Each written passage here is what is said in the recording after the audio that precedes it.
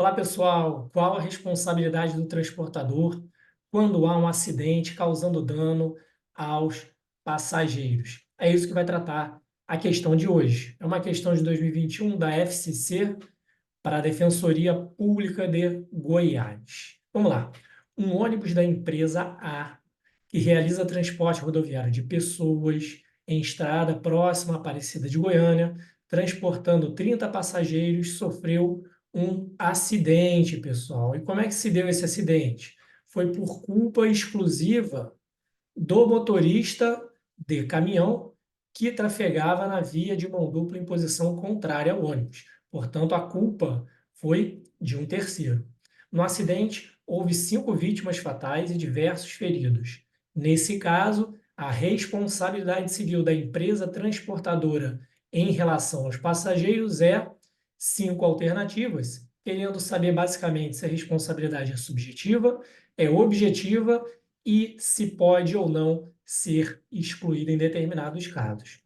Veja, pessoal, que a questão ela trata de contrato de transporte. O contrato de transporte é previsto no artigo 730 do Código Civil, que vai dizer que pelo contrato de transporte, alguém se obriga, mediante retribuição, veja que não se trata de transporte gratuito, tá? A transportar de um lugar para outro pessoas ou coisas. Na hipótese aqui denunciada, era um transporte de pessoas, certo? Muito bem. É implícito ao contrato de transporte a chamada cláusula de incolumidade, que significa o dever jurídico do transportador de transportar os passageiros em total segurança, tá? E aí a responsabilidade, pessoal, nesse caso, ela é uma responsabilidade objetiva, tanto pelo Código Civil, tanto também, pessoal, pelo Código de Defesa do Consumidor. Que vocês têm que se atentar aqui que, pelo que narra a questão, há uma relação de consumo. A empresa A, né, transportadora, é uma prestadora de serviço e nos termos aí do artigo 14 do Código de Defesa do Consumidor, a responsabilidade do prestador de serviço por fato do serviço é objetiva, tá certo? Muito bem, vale se atentar, tá? Que é possível a aplicação de regras atinentes ao Código Civil e ao Código de Defesa do Consumidor numa mesma relação jurídica, tá? Isso se dá pela teoria do diálogo das fontes. Sendo previsto no próprio artigo 7º do CDC a possibilidade de se utilizar outras regras, né, outros direitos previstos em outras legislações, tá certo? E é justamente essa hipótese do caso, tá? Vale lembrar ainda que se tratasse de uma prestação de serviço público, né, uma concessionária de serviço público, a responsabilidade também seria objetiva pelo artigo 37, parágrafo 6º da Constituição Federal. Muito bem. No caso narrado, o que é importante destacar? Que o acidente ele decorreu de culpa exclusiva de um terceiro, tá? Ou fato exclusivo de um terceiro. Vamos lembrar as hipóteses excludentes de nexo causal e afastam, consequentemente, a responsabilidade civil? São elas: culpa exclusiva de terceiro, tá? Ou fato exclusivo de terceiro, culpa exclusiva da vítima ou fato exclusivo da vítima e caso fortuito ou força maior. Ocorre que a responsabilidade do transportador de pessoas pelo Código Civil é uma responsabilidade mais agravada. Se vocês lerem os artigos 734 e 735 do Código Civil, vocês vão perceber que o transportador responde pelos danos causados às pessoas transportadas e suas bagagens, salvo motivo de força maior, sendo nula qualquer cláusula excludente de responsabilidade. E o artigo 735 ele diz que a responsabilidade contratual do transportador por acidente com o passageiro, hipótese narrada aqui na questão, não é afastada por culpa exclusiva de terceiro, contra o qual a transportadora tem direito de regresso. Ou seja, no caso aqui apresentado, muito embora o acidente tenha decorrido por culpa do motorista do caminhão, a empresa de transporte terá de responder perante os seus passageiros, muito embora posteriormente ela possa ajuizar uma ação de regresso para cobrar, né, os danos que ela sofreu e a indenização que ela teve que pagar em face do motorista do caminhão. Então, com base em tudo que nós observamos, já podemos responder a questão. Vamos lá. Nesse caso, a responsabilidade civil da empresa transportadora em relação aos passageiros é subjetiva, pois depende da comprovação de dolo ou culpa da transportadora? Errado. Já vimos que se tratar de uma responsabilidade objetiva, tanto pelo Código Civil quanto pelo Código de Defesa do Consumidor. Letra B, subjetiva, mais uma vez errada, podendo ser excluída a responsabilidade apenas em caso de força maior. Letra C, objetiva, aqui é correto, podendo ser excluída por culpa exclusiva de terceiro.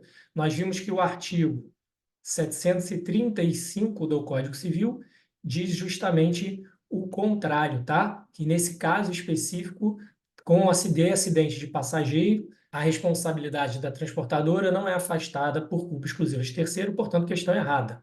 Letra D, objetiva, que está correto, não podendo ser excluída por culpa exclusiva de terceiro, corretíssimo, cabendo à transportadora apenas pedido de regresso, ou seja, sim, se ela pagar a indenização aos passageiros, ela pode posteriormente ajuizar uma ação de regresso para cobrar, né, essas perdas e danos em face do motorista do caminhão. Então, letra D é a resposta correta, D de dado, ok? É o gabarito da questão. Vamos ver a letra E, objetiva, aqui está correto, pois decorre exclusivamente de relação de consumo.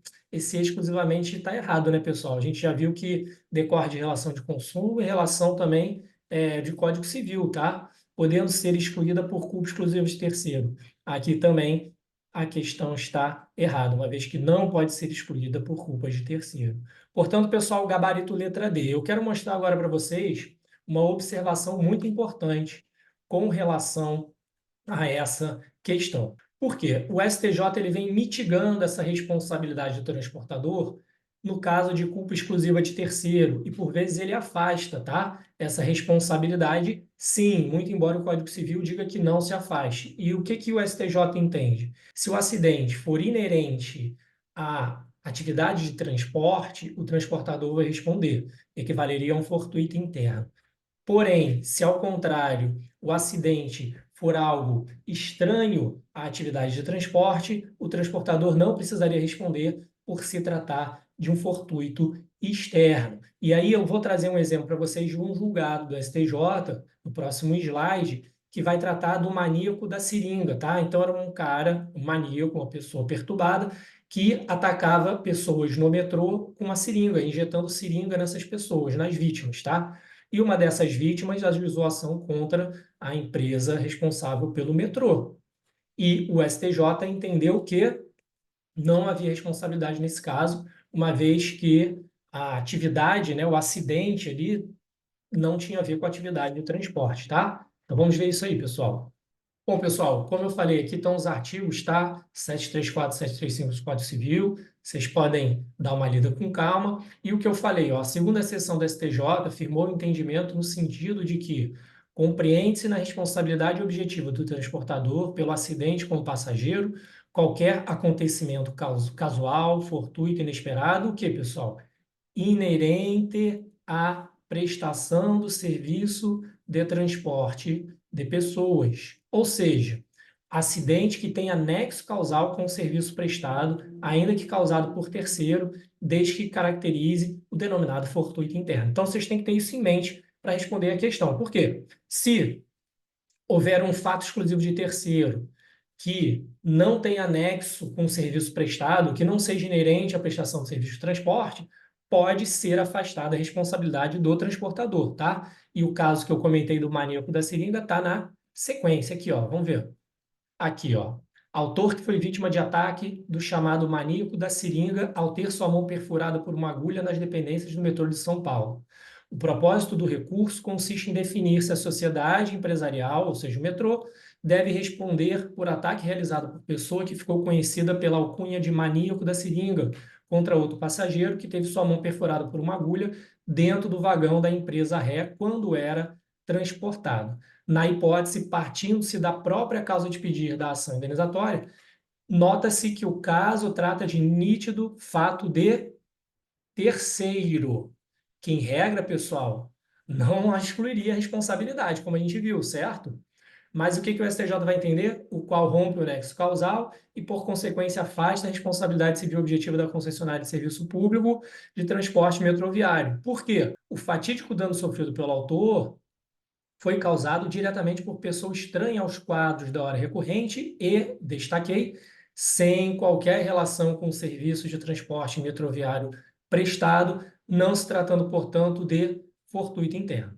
E aí ele também dá alguns outros argumentos e conclui que, no caso, o transporte não foi a causa do evento danoso, mas sim a sua ocasião, afastando a conexidade entre a prestação do serviço público de transporte e o dano suportado pelo passageiro. Beleza? Então, repetindo, numa questão subjetiva, ou se o enunciado informar algo nesse sentido, vocês têm que ficar atento, porque a resposta pode ser diferente da questão que a gente viu. A questão que a gente analisou era bem clara, era um acidente de trânsito. Então, inerente à atividade de transporte, tranquilo a empresa de transporte para responder perante passageiros, muito embora possa posteriormente ajuizar uma ação regressiva em face do motorista do caminhão. Então é isso, pessoal. Espero que vocês tenham gostado. Se curtiram, considerem se inscrever no canal, indicar esse vídeo para amigos. Desejo a vocês ótimos estudos, um grande abraço e até a próxima.